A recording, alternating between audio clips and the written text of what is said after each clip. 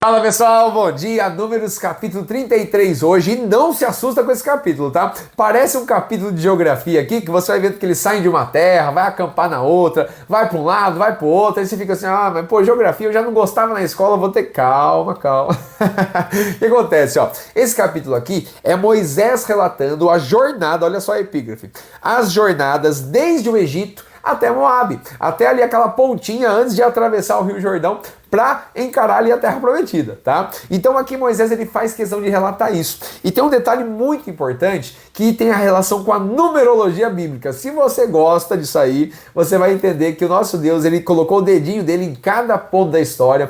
Ele controla o Cronos, ele controla os dias, as semanas. Isso aqui é muito interessante, tá? Então se você gosta também dessa curiosidade sobre a repetição dos números, você vai entender mais uma vez sobre isso, tá? Eu acho que é muito válido, porque o nosso Deus, ele apresenta pontos aqui que para nós curiosos, né? Poxa, mas isso aqui já se repetiu lá atrás, isso aqui... A Nova Jerusalém tem as medidas iguais. Então, é interessante, tá? Então, vamos aprender desse capítulo aqui para você entender. Bom, o versículo 1 já diz: estas são as jornadas dos filhos de Israel, que saíram da terra do Egito, segundo os seus exércitos, pela mão de Moisés e Arão. Então, são 42 paradas. Se você for contando aqui, eles partiram de um lugar, acamparam, partiram de outro, acamparam, e assim por diante. 42 paradas. Aí você fala assim, Caio, e o Kiko?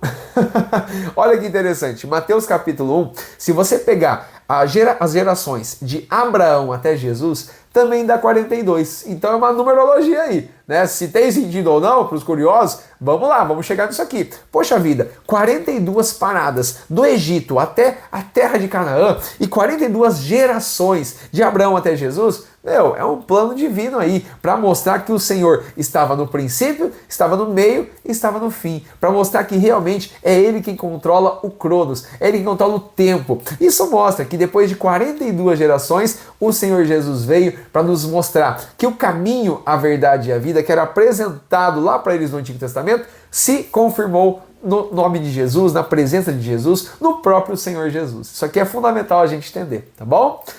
E aí continua o capítulo, você vai vendo que eles vão acampando e assim por diante. E Moisés ele faz questão de relatar o versículo 9. Olha só, mais um pouquinho de numerologia aí para você. Partiram de Mara e vieram a Elim, e lá havia 12 fontes de águas e 70 palmeiras, e ali acamparam.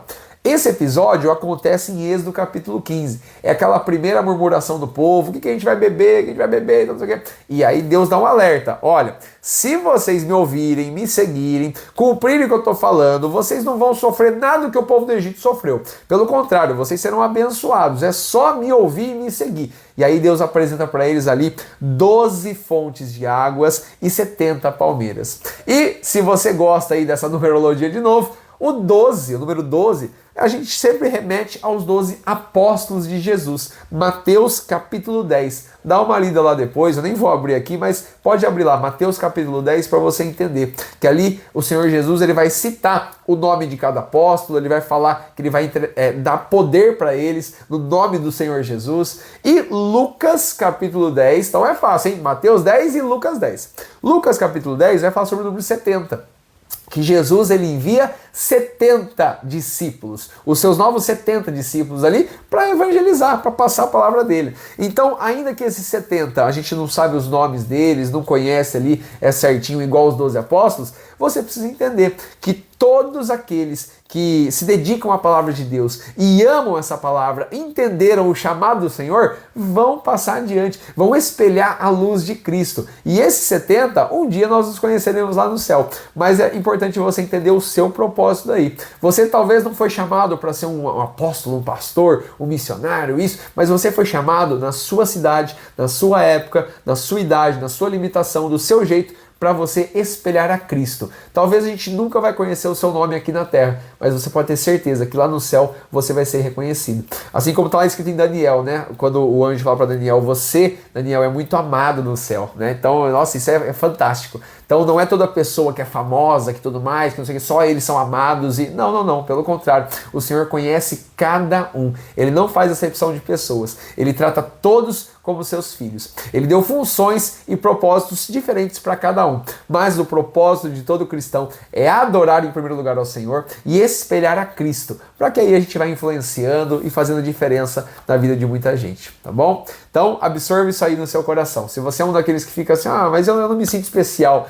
Calma, às vezes a gente não é mesmo, mas que realmente a gente tem esse propósito no nosso coração de espalhar o Evangelho e de espelhar a Cristo. Você pode ser especial espelhando a Cristo. A luz de Cristo está em você. Aí sim, aí você tem sentido, tá bom? Mas se você quer realmente aparecer, ficar lá em cima, no holofote, porque você... Não, aí é orgulho, aí é soberba, aí não tem sentido na nossa vida. A nossa vida só tem sentido quando as outras pessoas olham para nós e enxergam a Jesus Cristo, o único e suficiente Salvador. Esse é o foco, tá bom? Vamos lá, vamos continuar aqui.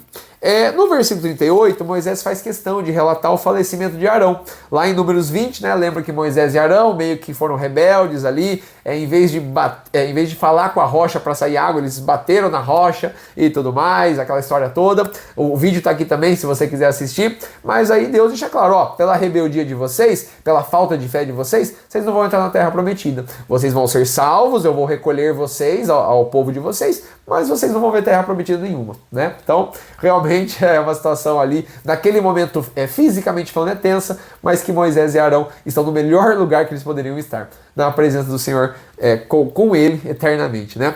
Isso que é o principal. Bom, continuando aqui, você vai entender também no versículo 40 que Moisés ele relata que ouviu o cananeu, rei de Arade, que habitava o sul da terra de Canaã, que chegavam os filhos de Israel. Moisés ele faz questão de relatar esse episódio de Números 21, que ouvindo, né, o rei de Arade, o povo de Israel está vindo, e agora? O que a gente vai fazer? Ele tentou se antecipar, e aí ele peleja contra Israel lá em Números capítulo 21, mas o final você já sabe. Assiste o vídeo aqui também, que o exército dele é completamente destruído e Israel prevalece ali pelo nome do Senhor. E assim eles vão avançando, né, até chegar ali nas campinas de Moabe, próximo ali ao Rio Jordão, junto ao Jordão. Mas agora eu quero focar com você, pessoal, do do versículo 50 até o 56. Olha só, isso aqui é para fechar o capítulo mesmo, onde a epígrafe é: Deus manda lançar fora os moradores de Canaã. Agora aqui é uma reflexão para a minha vida e para a sua vida muito importante. Deus vai falar assim, olha só, fala aos filhos de Israel, quando vocês passarem o Jordão para a terra de Canaã, lancem fora todos os moradores da terra diante de vocês. E olha só, destruam todas as suas figuras, destruam as suas imagens de fundição e desfaçam todos os seus altos, os seus altares ali para esses deuses, esses falsos deuses. Então, realmente é um mandado de Deus para Moisés falar para o povo que para eles habitarem na terra de Canaã não pode ter nada. Tem que estar completamente limpo. Isso aqui é importante, pessoal, a gente entender. O novo nascimento que Jesus fala lá para Nicodemos em João 3,3, ele se refere a isso, que nós, para herdarmos o reino dos céus, devemos estar completamente limpos. O que é esse novo nascimento? É algo que realmente a gente abandonou a nossa vida de pecado. A gente fala assim, não, eu não aceito mais o pecado na minha vida, eu não aceito mais essa forma como eu vivia, essa forma mundana que eu vivia, eu não aceito mais isso e agora eu quero viver para Cristo. Nós sabemos que enquanto estivermos aqui, o pecado está no nosso coração, tentando nos dominar, tentando entrar, mas você não pode abrir a porta para esse pecado. Você tem que abrir a porta para o Senhor Jesus. E o novo nascimento mostra muito isso, que abrindo essa porta, lá em Apocalipse que fala que Jesus está batendo a nossa porta, ele vai entrar, o Espírito Santo faz morada, e aí com certeza você vai viver uma vida em busca da santificação, voltada para o Senhor, e aí é totalmente diferente. Então isso aqui é um detalhe muito importante que liga Colossenses capítulo 3, versículo 5, primeira epístola de João, capítulo 5, versículo 21, e aí Deus ele fala para fechar aqui, né? Mas se vocês não lançarem fora os moradores da terra, o que vocês deixarem, olha só, vão ser por espinhos nos vossos olhos, aguilhões nas costas, e eles vão apertar vocês nessa terra. E assim como eu pensei em fazer a eles, eu vou fazer a vocês. Mateus capítulo 6, versículo 24, 1 Coríntios 5, 6, Tiago 4,4, depois você medita lá. Para fechar, pessoal, o nosso Deus pede uma limpeza, uma renovação, que você, ao abrir a porta para o Senhor Jesus, você vai ter. Então, Ele está à porta, querendo que você abra e que Ele entre no seu coração, para você fazer essa limpeza. A decisão é sua, tá bom? Nos vemos no capítulo 34. Um grande abraço.